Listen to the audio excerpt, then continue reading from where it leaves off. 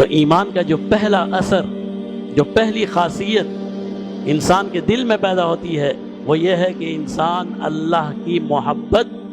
اور جناب نبی کریم صلی اللہ علیہ وسلم کی محبت میں مغلوب ہو جاتا ہے اور ساری محبتیں چھوڑ بیٹھتا ہے، اور اس کے دل میں اگر کسی چیز کی اہمیت اور کسی چیز کی وقعت ہوتی ہے وہ یہ ہوتی ہے کہ میں نے اللہ اور اس کے رسول صلی اللہ علیہ وسلم کے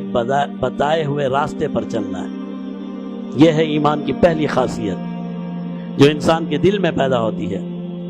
اور ایک اور خاصیت جو ایمان کی وجہ سے انسان کو حاصل ہوتی ہے وہ ہے اللہ کا خوف،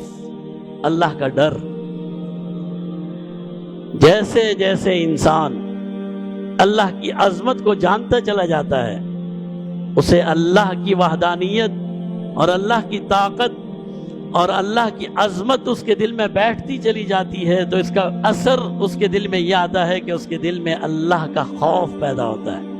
پھر اس سے یہ ڈر پیدا ہوتا ہے کہ میں نے اس غالب کو، اس غالب ذات کی نافرمانی نہیں کرنی،